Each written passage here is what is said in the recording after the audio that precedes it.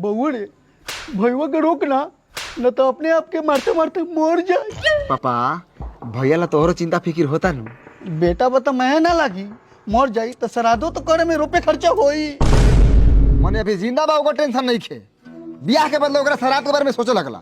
ऐसे ने हम ओ दिन तोरा मुंह में मुतले तैयार रही। हनु ना हो मारते मारते मर जाओ। का हो भूला भाई तोहर बेटवा अपने आप के काहे इतना मारता? एकरा हिस्टीरिया की बीमारी धइले बा का? बेटा हमर पागल हो गल बा अपने आप के मारते मारते हमनियो के पागल हो गल बानी। अब तू भला आदमी के बचा लेकिन यहाँ से चुपचाप चल जा ना तो तोरो के मारत मारत पागल बना दे साले। प्रणाम भूला जी। प्रणाम प्रणाम प्रणाम। हम मकरा मिसाइल कुकुर भुक्का से आयल मानी रगो लइका देखे खातिर।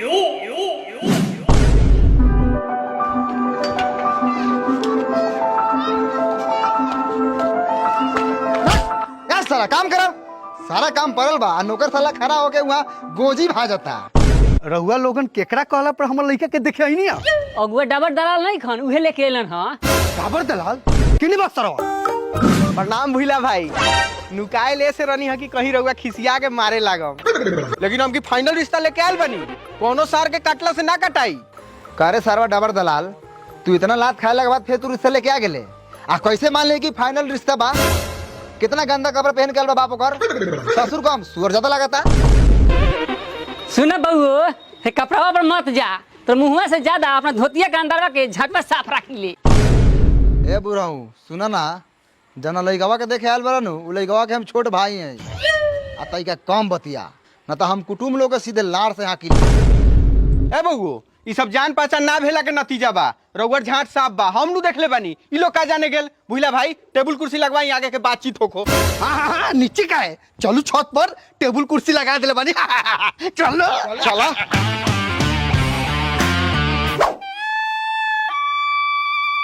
अब बातचीत करे से पहले तनी नाश्ता पानी हो जाई त ठीक रही काहे से कि बोलहु बतिया में त दम लागी। ए माधव चले तू बीच में काहे टुप टुप टुप करता रे कोनो यहाँ मार करे आल बड़े की दम लगी। मानता नहीं कि भूला भाई छेछरा बाड़न लेकिन इतना छेछरा थोड़ी बाड़न की भूखे भेज दिहन। ये तो हम कोनो गलत बात माधर छोट जाई दी लइका बा। नाश्ता तो हमर छोटका लइका लेके आवते होई लेकिन हमर मांग कितना बा डाबर दलाल तो बताइए दिले होई। अरे हाँ सारा बात हम क्लियर करके आयल बनी। अब हमरा देह में उतना शक्ति नहीं खे रउआ से पिटाएला। रउआ 100 से देह पैसा ला खखुआल बनी। ये काहे बानर लेखा कुदले बरा मर दे आदमी लेकिन अस्थिर बैठा ना। ई रहल नाश्ता। भैया नाश्ता में रोटी ले अइला हउए छूछे। हाँ तो बात पूरा हो जाई तब नु सब्जी आई। साल भर से ये तो होता कुटुम सरव से आवता खाता पियता लास्ट में जाके रिश्ते पे हक देता। तोहनी का बतिया तले एगो रोटिया में से लावा चिबाई।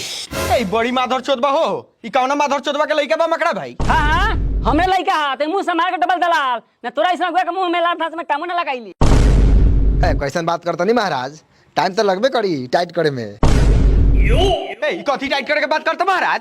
ए हट ना हट हट हाँ तो कथी सर काम के बात बतिए ना सर लड़ो जी वाला बात बतिया बड़े वो सर तू पिटा ली। लइका बुलाओ जल्दी। यस रउआ लोग के कहे के जरूरत ना पड़ी। नाम शैलेंद्र कुमार काम कुछ ना तहियो राजा लेके बैठ के खाई ले। प्रणाम। खुशी रह। रंगदार लागत रे भैया रंगदार। देखू अब पसंद करू।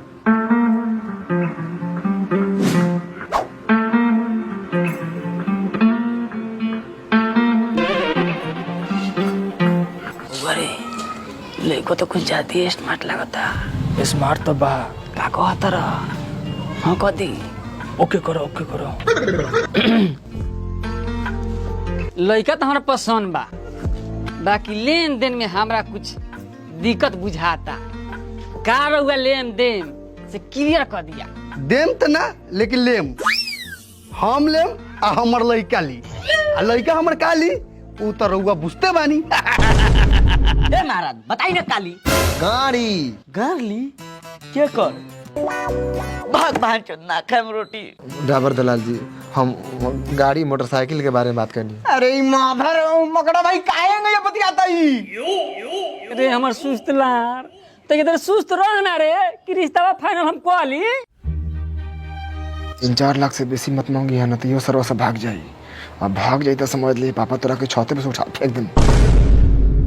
हम एक बार बोलम आ उ फिक्स होकर के चाहिए। हम लेम 40 लाख भूला जी, हमरा उतना सकान नहीं खे, हम 10 बार देम। ए महाराज बेटी के बियाह गांड बेच के करे के फिर बनी क्या?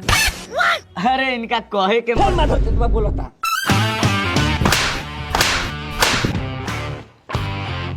10 बेर गाड़ देवे जाइबो, बोले के लूर बार नहीं खे त लोंड बोले पर। हाँ, इनका कहे के मतलब बा कि 1 लाख के गाड़ी 10 बेर दियो 10 लाख। का बाबू गलती कहता है? ये फाइनल बा, फाइनल समझी 10 लाख में पूरा ओके बा। हमरा से बिना पूछ ले। ये तो तू हमार लार बारा गार में दम तो कुछ बोल के दिखावा था, के लेखा मुंह फाड़ देता नहीं। बिना मतलब के बीच में जो रह रखे हे कहले बारा सारा निकाल दे। देखल जाओ रिश्ता में हमनी के कोनो दिक्कत नहीं है, ना दिक्कत बा पैसा कौड़ी में, सब ठीक बा का बाबूजी। तो समझी समझी गले मिलू। बिल्कुल गले नहीं मिले के जाओ, पहले ब्याह की तैयारी करूं। चलो कितना खुशी के माहौल बा। चलो साथ में चला। तोहर मांग 8 लाख रख, 10 लाख दिवा देनी, 2 लाख हमरा चाहिए। कतिक दूर है, कतिक 2 लाख रिश्ता काट दियो का? चल 1 लाख मिलता हूँ। ठीक बा। फिर हमरा से बिना पूछ ले। और बात तरह से पूछी तू कथी भरे रे? कथी भरे?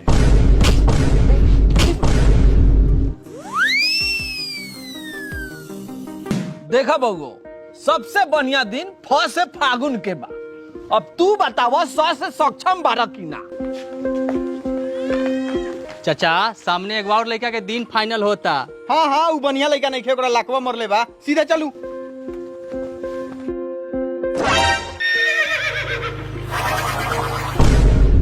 देखी पपीता पासवान जी, हम चाहतनी कि होली के रंग लड़के के मुंह आ गार में से छूटे से पहले शादी के बंधन में बांध दी। रुकिए, हमारे छाटों ने बांध दी। पहले ये बताइए हमको दहेज कितना मिलेगा? कथी के दहेज रे?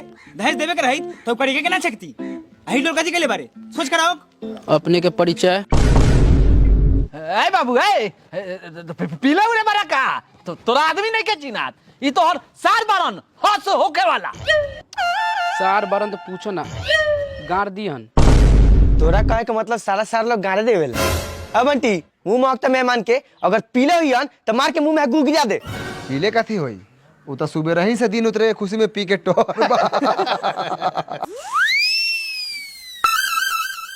दोगला चोद, दिन उतरे के दिन ई हाल बा तो बियाह के बाद का हाल होई? पिटाए दा सारा भैया के रिश्ता कट रहा है पापा। कहो पपीता पासवान, तू तो कहले रहला लड़का गरीब बा, अनाथ बा, बेसहारा बा, लेकिन दिल के बहुत शरीफ बा। तोरा बेटी के बहुत खुश रखी। यही से अगुआ साला जरे तेरे पिटा तो रहले बहन चोद।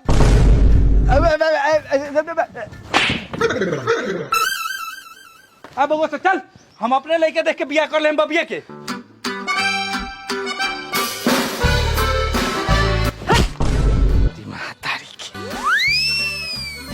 साले लोगन के 4 लाख रुपया में बढ़िया घर, बढ़िया खर खानदान, करिया कोया लेखा लड़का मिलत रहे तो महकत रहे।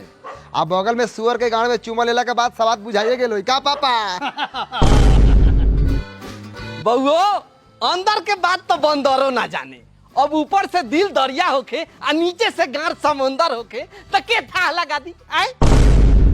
तू पपीता पासवान, अरे तोहरा ला तो हम एक एगो बात कहम। हाँ कहा तोरा मेहरारू के चक चक चक चक चक चक। पपीता जी, ई सरवा बहुत हरामी लड़का बा, एकरा हम बहुत अच्छा तरीका से जानी ले। ई चौक चौक उल्टा बोलता, चौक चौक के सीधा होई कोच कोच, यानी रउर मेहरारू के कोच कोच।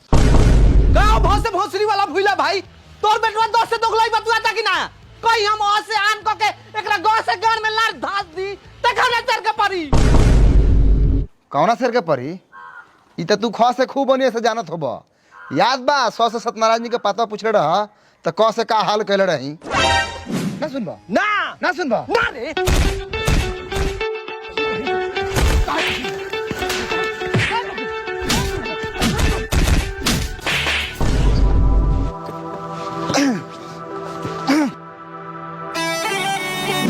लेकिन बाबू मेहरारू के क से जवन गंदा बतवा कहल हो ओकर हम आन धो ले रहनी हो। अच्छा आन खत्म हो गए होके तो जा लोगन हमर बेटा 10 लाख में बिचक गेल। टटक के आ कुटुमो सर लगा सबसे हटके हमाधर चुदवा से 10 लाख रुपया देवे में तो को नखरो ना बने लखो। सुनावा था सरवा सा वो 10 लाख देता ही तो चाहता कि हमनियों से 11 लाख दे के अपना ली। हमारा लाडवा ना है। हाँ तो ना देवा तो लाड़ पे पा दो। लेकिन गरीब लोग ला हमेशा हमनी लगे एगो दरवाजा खुला रहेला। अरे वो 10 लाख रुपया देता नु तो उन्हीं का 11 लाख रुपया दो ओकरा बाद देखा ओकनी कैसे लाड़ से टेल के हटा देता नी आ उहे लाड़वा धले तो निका आ जा काफे पे।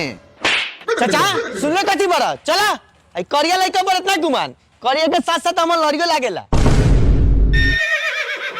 अरे सुना भूला भाई 4 लाख रुपया एगो मोटरसाइकिल तय रहे ओकरा के गोली मारा। अभी 5 लाख रुपया एगो मोटरसाइकिल दे हम जेकर बात एगो ओकर बाप एगो। बोला मंजूर बा?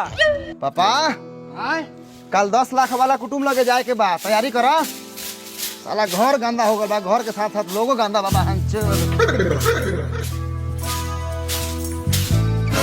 अच्छा बैलंट भाई चिंता ना करो हई अभी पास पपीता पासवान जिंदा पारन तोरा बेटी के हम कहाँ ही खपा दे मतलब के करो साथे खपा दे।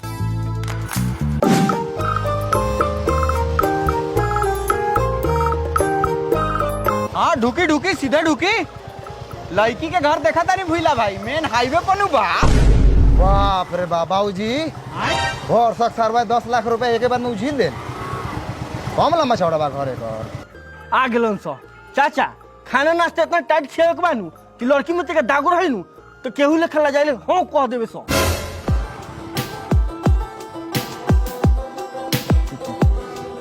प्रणाम प्रणाम।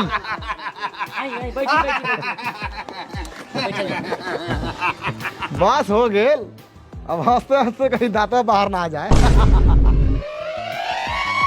बड़ी दोगला लइका बा हमार।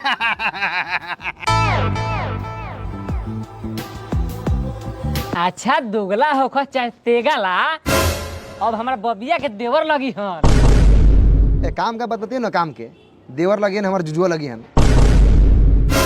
हाँ हाँ आराम से अभी नाजुक रिश्ता बा ज्यादा हिलडोल वाला बात बतियाई बस सील टूट जाए।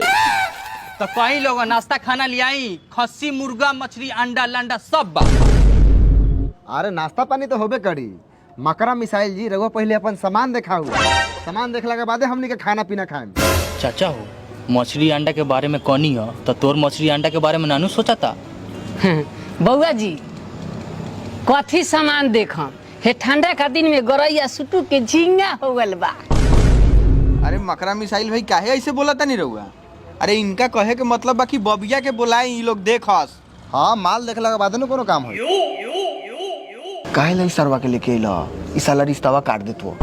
बउआ माल कहता रह लड़की ना कह सकत रह। अरे चाचा रघुआ लड़की कहीं हमनी जर जवान था माले कहम। बउआ जा बबिया के बोला लावा।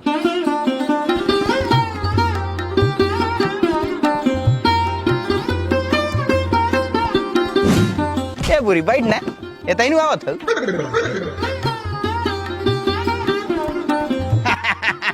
आओ बेटी बैठा है लोटिया तो हम रख ली। अरे मुंह काहे तोपले बारी कहा ना उघारस की हमनी के देखी कथी मुंह कब से हम खून घोट रहल बानी। बबिया तनी घूंघट हटा दो देखो लोग।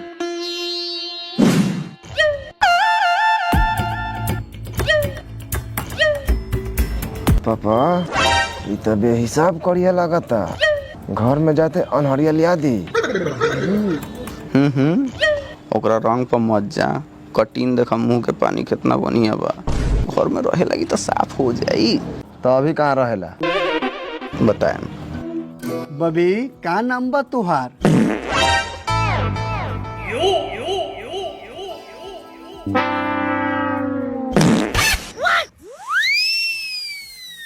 अरे पापा गाड़ी के हंडिल में मिठाई टांगल बार चलो ना लेके आवल जाओ। हाँ हाँ चलो पकड़ू डबल दलाल जी।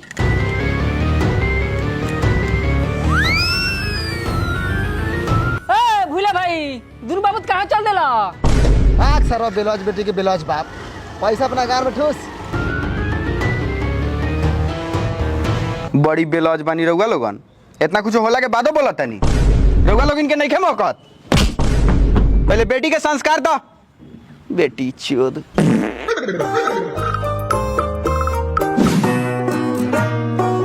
सत्यनारायण जी, अब रहुए कोनो लॉ से लॉ घाट लगाऊ कि कोनो अगुवाई मिलो। कुछ दिन के बाद खरवास आ जाई तो 1 महीना गारे लिवा के खाए पिए के पड़ी। बताओ। अच्छा टेंशन मत ले, एगो बागर लड़की देख ले बानी, तू कल्ला अच्छा लड़का देख, लड़की वाला 18 पैसा देवे ला तैयार बा। अब हमरा बड़की भौजी के पुरनका यार बा।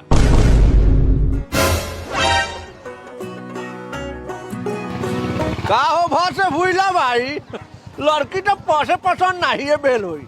10 लाख रुपया फेंकल थोड़े बाकी केहू दे दी। आवा तू पहले उठना पान खा। आवा।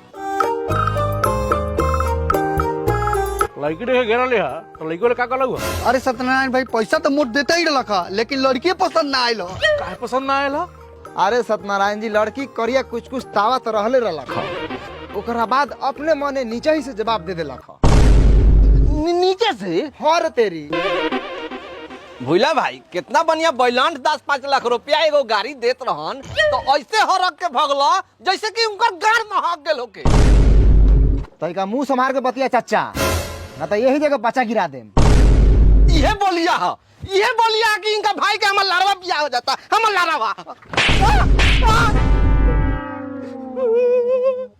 दूसरा पर नानू दल भूला भाई।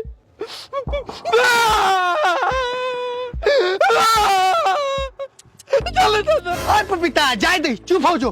तई कहीं पिन पिना हा जो बैलेंटो के कल घरे ले आओ। 5 लाख रुपया एगो बाइक दो तनु फिक्स कर दो तनी, ओकर लड़कियों नीमन बा। जो एगो जर्दा पान बनाओ, मार के गर्दा तो उड़ाइए दिल बन। का बार पिटेबे? ई गाड़ी तोहर हौ तो मुंह से बोल ना बुढ़ी, काथी हेंगे हेंगे हेंगे हेंगे इशारा कइले बारे। ले जो।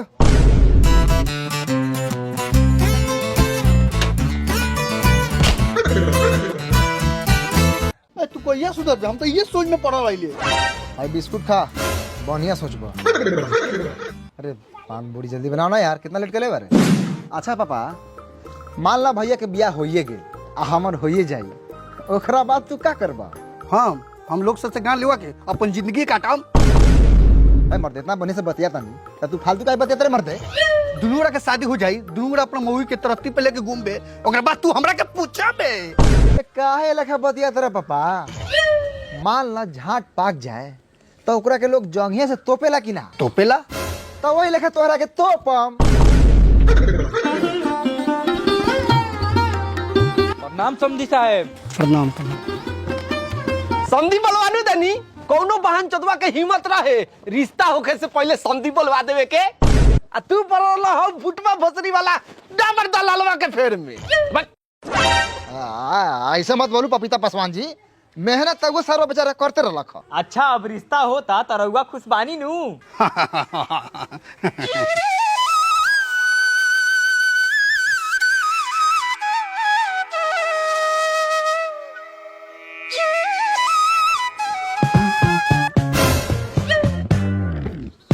अरे सरवा कोना दुनिया में चल गए बारे, ई लोग के नाश्तो करावे के बा। अरे समधी साहब, नाश्ता से पहले चाय पिया दू। चाय है रेडी, परेशान मत होइए सास ससुर डैडी। या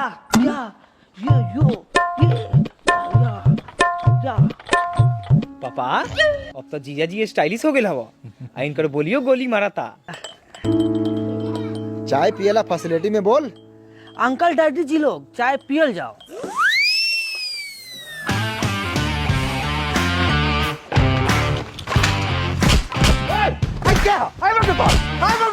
साला तू हमरा अगुवाई में हाथ काहे लगैले? अरे 2 साल से मेहनत करी हम माजा मरबत तू। ए डाबर दलाल, एगो बियाह ला तनी दुनु आगु आपसे में करके मर जाबे का रे? हम मरम। ए छोरे के हमर बियाह तू करी, छोरे के ना छोड़ा। ए दस से डाबर दलाल, ई गौ से गुंडाई होता हो। सबसे सदाऊ ए मां से माधर चोदाऊ, अगर गाड़ी देला नु त बिना माथे मिसले तोरा गार में घुस जाए। साला तू हमरा अगुवाई में काहे घुसले? अरे आ डबल दलाल ये रउआ घर में कांदा रह बियाह करावे के, तब न पपीता पासवान पेटिया वाला के बना के लियाल बा। काहे छोड़, ना तो हम किसी आ जाएम। सुनी ना, खिसिया जाम नु तो हमर बारवा उखाड़ के गतान बांट लेम। ए डाबर दलाल जी, तू ई बात के तही खत्म कर। आई बियाह पपीता पासवान के करावे दा। आज से तू हमर लड़की खोजले स्टार्ट कर जा। ए हट, बात नहीं का समझत, एमे हमर मान सम्मान के बात बा। हमर हरवा के बात बा। हमरा के ये गिरा के गू बना देला मार के तो में हमर मान सम्मान बचल हो। समझी साहब लगाता ई दोनों अगुआ के घर कटोल में ई बियाहवा कट जाई का? काहे कट जाई जब सट गेले बा देख पर रहू ले हमरा आ बाकी अगुआ लोग अब लाल पपा दो। ओए ई तो साला झाट से झूले वाला बात हो गेल। एगो काम कल जाओ, दोनों गोरा दोनों तरफ रहल जाओ आ मिल बांट के खाइल जाओ। ससुर जी जब सब कुछ फाइनल है तो पैसा कौड़ी दीजिए और दिन फाइनल कीजिए। आप रहिए ना आराम से, आपके कहने से भी दिन उतरवा देगा। पैसा कौड़ी का इंतजाम होगा तभी ना दिन उतरेगा। ए रउआ तो दुल्हा बानी, रउआ तो कुछ बोला ही के ना चाहिए। दुल्हा के चुल चुल चुल चुल चुल चुल चुल चुल कहले बानी। अच्छा पैसा ना कौड़ी सलाम करे छोड़ी, जब पैसा नहीं खेता लार वाला 2 रुपए के माटी कोले बारा। माने बाबू मरिहन त बैला बिकाई, पहले पैसा कौड़ी से मजबूत भेला के बाद नु केना सौदा खरीदे निकले के चाहिए। ए हमने के गर्ज समझ ले बस। हां 1 किलो चीनी मंगलो नहीं चाय पियावेला, हमरा लगा था साला चीनी का पैसा बर्बाद होई। ऐसा बात नहीं है कि खाली हाथ आयल बानी। 11,000 रुपया बा हमरा पाकिट में। बताओ लोगन 11,000 रुपए लेके आए हुआ रिश्ता फाइनल करे हाई बिल्डिंग वाला के दुआरी पर। इतना रुपया हमने तीनों बाबू दारू पी के हफ्ता में मुँह दिले। इस साला जोश जोश में कुछ बोल होता, बिहार में दारू थोड़ी ना चालू बा कि पियो। भइला भाई लइकावा तोहर बाप है कि तू ओकर बाप बड़? ई हमर बाप बारन। अगर रिश्ता जोड़ल जाए सत्यनारायण जी त तोहरो बाप लगी हन। हमर बाप कैसे लगी हन बतावा तू। चल आए दादा तोहरा के बोले के आदेश कौन देले खरे? अगुआ जोड़े आयल बारे, कप चाय मिलल पिएला तो चुपचाप सही गलत बैठ के देख, अपन विचार देला तो सरहू कचार के हचार दे। पपीता बाबू इतना अगुवाई में गई नहीं, जहाँ गार मरा के ना बतायल तो उसे बच के निकल गए नहीं, लेकिन आज ही लड़का हमरा के उठा के पटक देलक।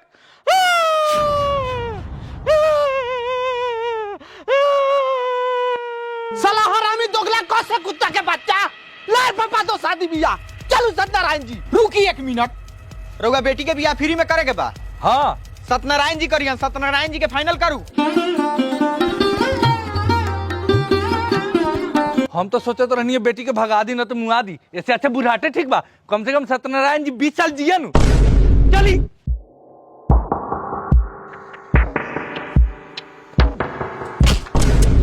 बियाह के नामे लाड़ होई।